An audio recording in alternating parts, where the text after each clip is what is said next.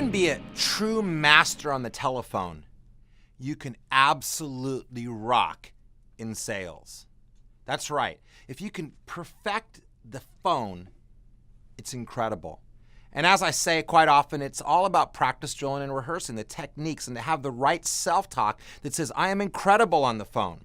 So we're going to talk today a little bit about how do you prep for an incredible phone day. And these are things that I'm constantly thinking I need to have in place before I can have an effective phone session. First of all, is you must have the right environment.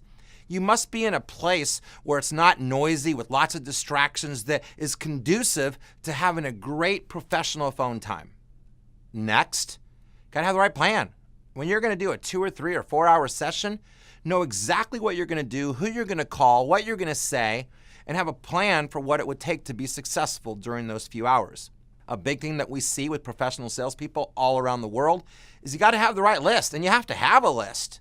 You need to have that attitude of abundance versus the attitude of scarcity. So a list is like gold. If you got 30, 40, 50, 100 people to call on, it gives you confidence, and I always say confidence is sexy. Next is you have to have the right words. So many people are on the phone around this world in sales with no scripting. And we're all about word tracks and scripting. So spend some time and put together the right words, because sales is all about the elegance of putting together the right words. When you sound beautiful with your language, it can help you close a deal tremendously. Next is you have to have the right energy. You need to be excited and enthusiastic, because excitement sells. Actually, excitement, it masks your weaknesses potentially that you have in sales. Of course, to have the right mindset before getting on the phone, you gotta be persistent. You gotta say, I'm gonna continue to go until I get a no, but you're not gonna be pushy, but you're consistent and you're persistent. I like to call it the 2-2-2 rule in trying to get a hold of somebody. I will try once. I will try 2 days later. If I really want to reach them, I will try 2 weeks later. And then I'm going to let it sit for 2 months. And if this is really a person you want to reach, you'll call back after 2 months.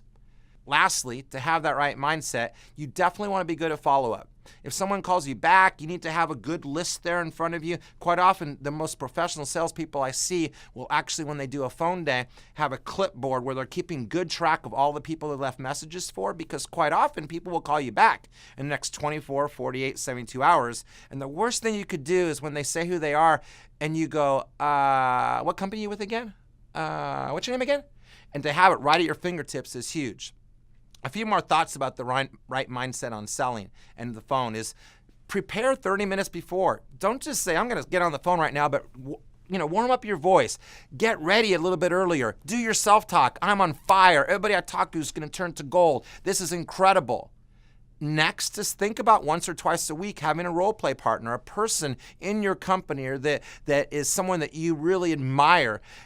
Actually do your scripting with them. Say what you're going to say with them and ask them, would they buy from you? So practice, drill, rehearse again.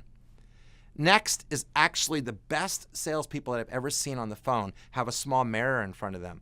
And they actually are looking at the mirror and looking and seeing how they look and seeing if they're smiling and would I buy from me?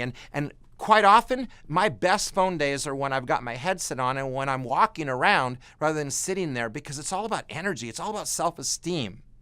One thing that I always tell people when they ask me about telephone skills is, how many appointments do you try to be ahead?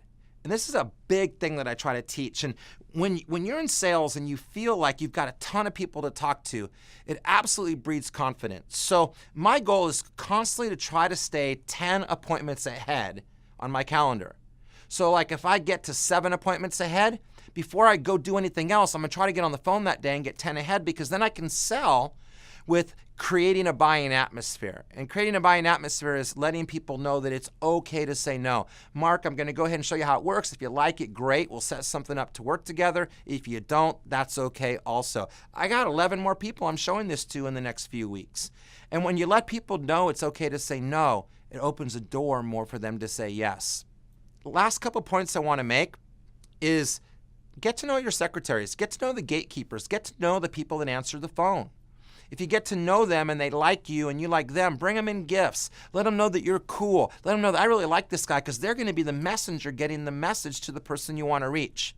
one thing I will typically say to an incredible gatekeeper, if it's true, I'll say, hey, Mary, it's wonderful talking to you on the phone. You're always incredibly helpful when I call. I love your attitude. I love your energy. When I do finally reach Joe, I'm going to let him know that he is a very lucky man to have you. So there we have it. Prepare for your phone days. Prepare for your phone sessions so that you can absolutely rock it when you get on the phone.